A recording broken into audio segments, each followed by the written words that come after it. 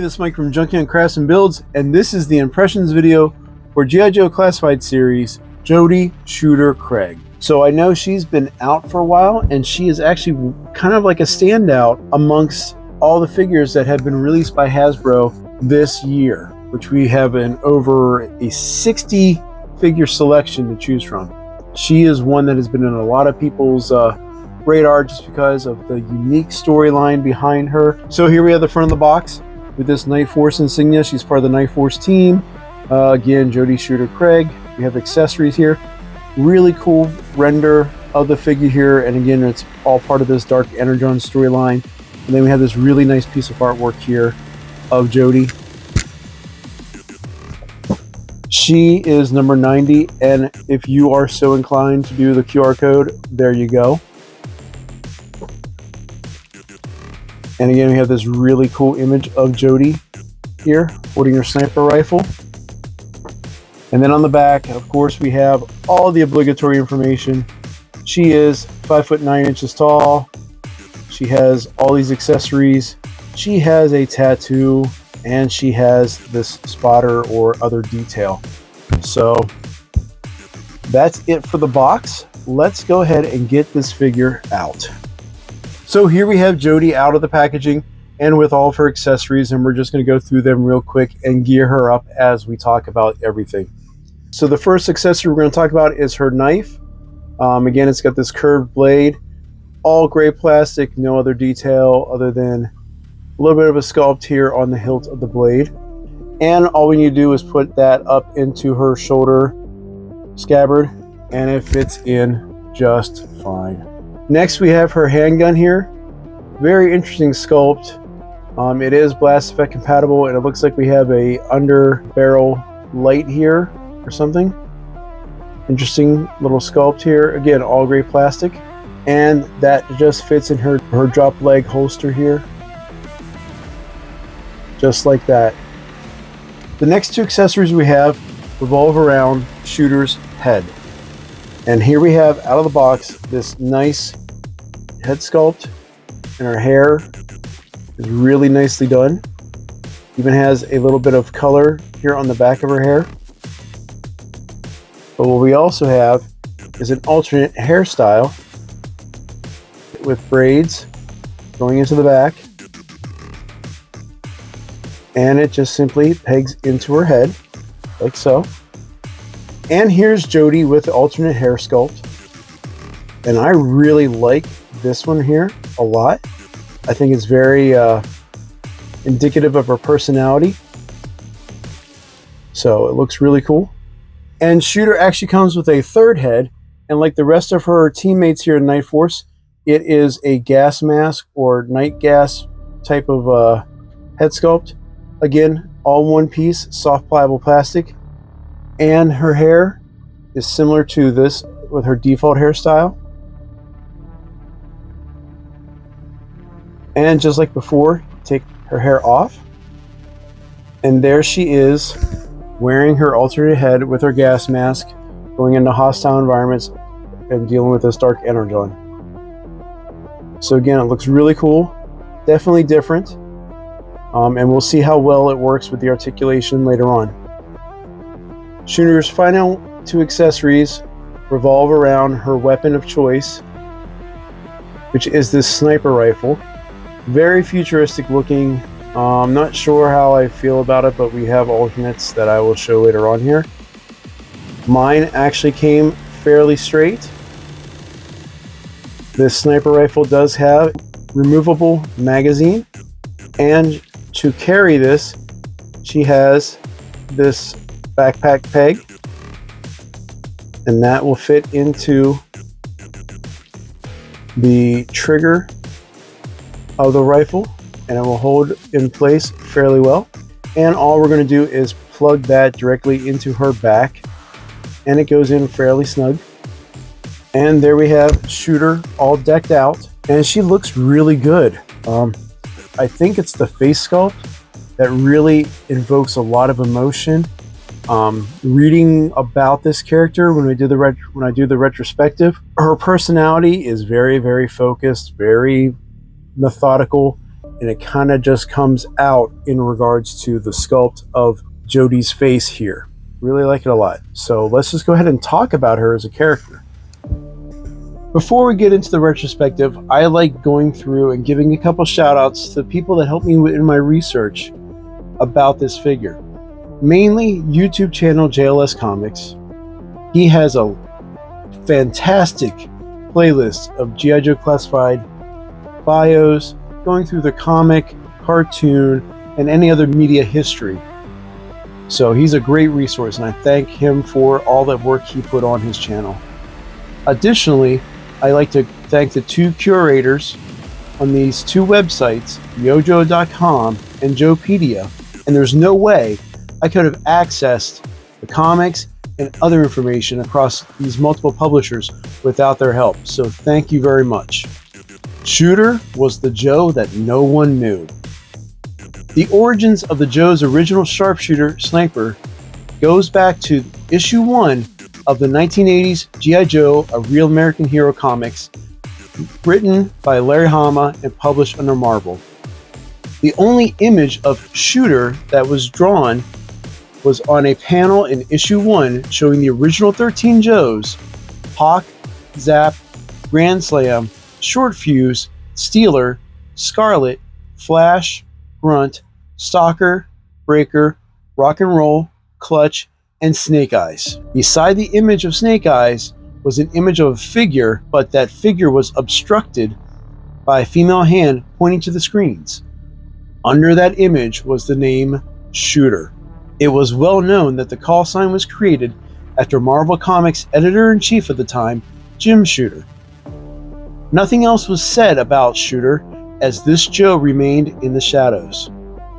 It wasn't until 2006 that Shooter returned to the spotlight under the Devil's Due publishing of G.I. Joe Declassified. In this series, Shooter was now given a race, gender, and more importantly, a name: Jodie Craig. This series, again written by Hama, was an effort to introduce more diversity into the already diverse mythos for a new generation of readers. This series was a prequel to that famous first issue of the 1982 A Real American Hero series. Jodie's first drawn panel shows her in full dress uniform with a variety of combat ribbons.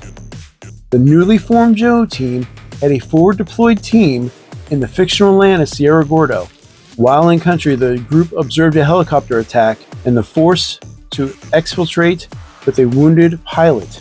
At the Pentagon, General Flagg was concerned about the hostiles surrounding the team and assigned Shooter to assist. Of note, no one on the Joe team was aware of Shooter going to the location. Once she was in the field, Jodie found the Joe team and cleared the way for a Black Hawk helicopter to pick the team up. But as they left, Jodie shot the pilot as they attempted to save him. Continuing on Shooter's storyline within the Declassified series and its attempt to align her continuity with the original 1982 storyline, in this Declassified storyline, Shooter was deployed ahead of the Joe team to Cobra Island, where the terrorist group was holding Dr. Burkhart captive. While on the site, she noted that Cobra was utilizing civilians to move ammunition to their AAA guns, aimed to take down the Joe helicopter team. Jodie confronted two Cobra troopers in an attempt to get the civilians out of the way, and she was successful to a point. At that distinct time, she was shot in the back, and at that castle is where she died. Her story was officially made part of the G.I. Joe canon in issue 228, when CoverGirl and Lady J informed Jodie's mother about her exemplary career and her sacrifice to help the Joes in their fight against Cobra. The only action figure we've ever received of Shooter in 2016, and she was part of a Special Forces 3-pack with Falcon and Outback in celebration of the 50th anniversary of the Real American Hero line. And that concludes the retrospective on Jodie Shooter Craig. So now we have Jodie here in her classified series release. again, she's a really good looking figure, and we're going to go through that. And we're going to do articulation at the same time. So we're going to zoom in and start at the top and work our way down.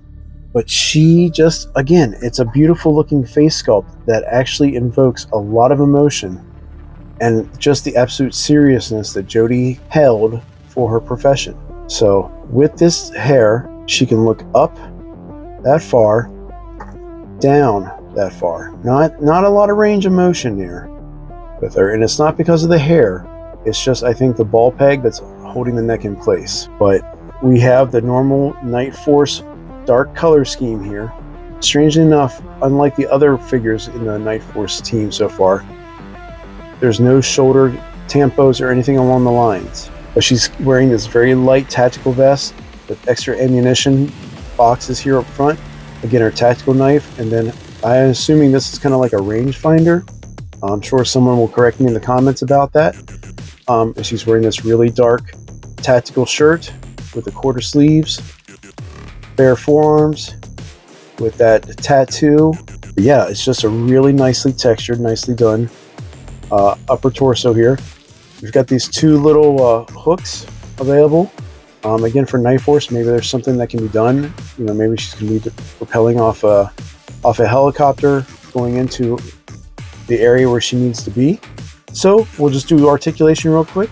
She's got a butterfly here, and she can hit the T-pose without any issues. Actually, she can go a little bit above the T-pose, which is really nice. Bicep rotation.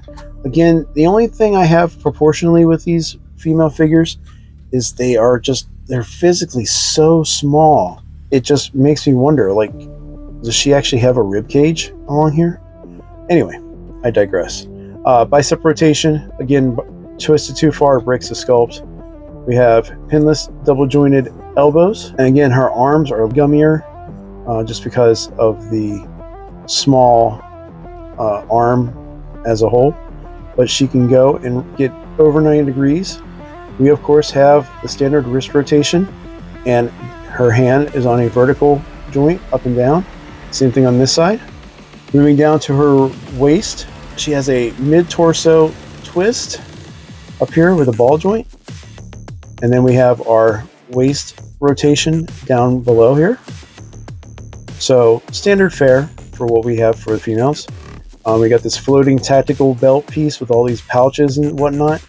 Continuing along with the black tactical uniform here, we have some thigh guards across here in like this greenish gray.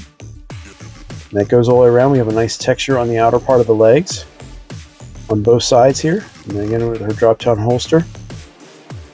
So continues on down to her knees, which are double jointed, pinless, and it gets a great amount of range, and that helps complement the thigh swivel that we have here. And again, with the drop downs, she can get up that far, back that far, and we can do pretty much the full split. So like I said, double jointed knees. We have a boot cut here, high on the shin, and then we have these really interesting tactical boots or shoes. I'm assuming that's to help her stay quiet wherever she's forward deployed. She wants to be comfortable, but again, it's pretty interesting, and we can go up and down that far. We have a generous swivel here on her ankle. Now, I did want to show this position just because this unfortunately is a limitation with her articulation. As her name says, she's a shooter, which means she's a sniper. She has this long sniper rifle, but as you can see, if you try to lay her down prone, one, there's no legs to help support this large rifle, so it's all being held in place here by the magazine. But as you can see, because you can't get her head up, and you can try to ease back here on the ball peg, she can really kind of get a prone, but not really well, in my opinion. But that's oops. We're going to stick her legs up in the air. That's the closest I can get to having her go prone and look down range. But I just want to take a moment to show this very kind of common position that collectors would put like snipers or whatnot into. Before we get to comparisons, I would like to do a section called Will She Vala? And this is just a simple test to see how the head sculpts would look on a Valaverse figure and vice versa. Kind of the obvious choice is with the ever lovely Kill Switch. And besides the size difference in height, we're just going to see how these two lovely ladies will look on each other's bodies. So we're going to go ahead and remove the heads. And here we have both ladies' heads removed from their bodies. And looking at Shooter's ball peg here, leading down to the neck, it's a little small compared to the ball hinge that we have for Kill Switch. Now, of note, I always like to look at how the ball peg is done here on Shooter. And as you can see, like, again, it's like these other figures that have been in these subsequent waves. There is zero movement or room to move this ball peg at all, which really limits the head articulation. I don't know why Hasbro was making this so tight. I know a lot of collectors are taking their hobby knives and just cutting away some of that plastic to try to get some more articulation. I don't know if I'll do the same thing or not, but yeah, it's kind of weird and it's unfortunate. But let's go ahead and see if she will fit onto Kill Switch's head. And the results are pretty apparent that the heads are incompatible with each other. So to answer the question, will she Vala? The answer is no. There's another thing I want to check and see how it would work with Shooter, and that is using the upgrade kits that came with the Valaverse 3.1 series wave for Kill Switch. And in that, she received this really big Barrett 50 cal. Again, I have to kind of go through these later on. I haven't really reviewed it yet, but you know, it does have a magazine removal with a bullet painted in. But I wanted to kind of see how Shooter would look with Kill Switch's main weapon. And so we're going to swap weapons between the two as well and see what we come up with. And here we have both women swapped out with their weapons. And it's really interesting to see just like the differences between companies and how they approach accessories and weapons. With Shooter, hers is more of a futuristic rifle, but seeing her with this 50 cal on her smaller frame, it does look a little oversized. And then respectively, the way Kill Switch has Shooters, it's not that proportionally different. I know the 50 cal for Bobby's stuff is pretty large to begin with. But yeah, I mean, there's some nuances here between the two. You guys tell me, if you had Kill Switch's sniper rifle, would you swap it out for Shooter? I'm of two minds with it. I'm going to try to put in the blast effect and see how well she can hold a pose with it, because it does add some substantial weight to everything. So she's not really gonna, I don't think she's gonna stand for me because of that. But again, just looking at that right there, it's huge. So she can't really go prone with this weapon, so I kind of just had her positioned behind this ammo crate. You know, at this angle with this shot, I mean, it doesn't look bad at all. If I swap it out, great. If not, then that's fine as well. But let's continue on with the other comparisons. And here are some other offerings from Hasbro in regards to Marvel Legends. We have the Marvel Legends Madam Hydra, and from the Spider-Man No Way Home MCU MJ. And to just touch base back on the Valaverse line, here is Shooter next to Kill Switch and Culverop's Condor. And finally, here's Shooter with her other teammates of Night Force, Big Ben, and Wolf Spider. So again, that team's looking pretty interesting. So final impressions of the G.I. Joe Classified Series, number 90, Jodie Shooter Craig. I think she's a really nice looking figure. One of the highlights for people for the wave that was exclusive to Walmart.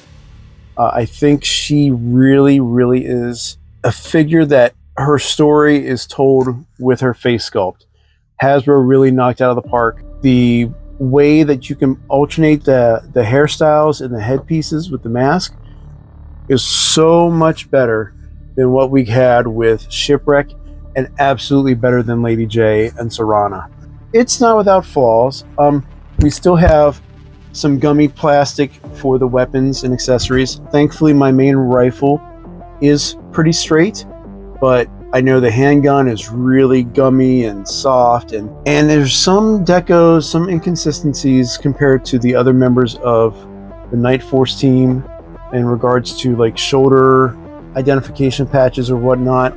You know, I think it's really more about the story that was developed and how it came from a non-canon publisher and became canon thanks to the writer and curator of the G.I. Joe mythos, Larry Hama.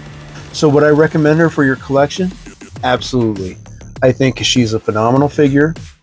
So that's all I have for this impressions video. Thank you guys for watching, and I hope to talk to you guys again really soon. Thanks a lot. Bye.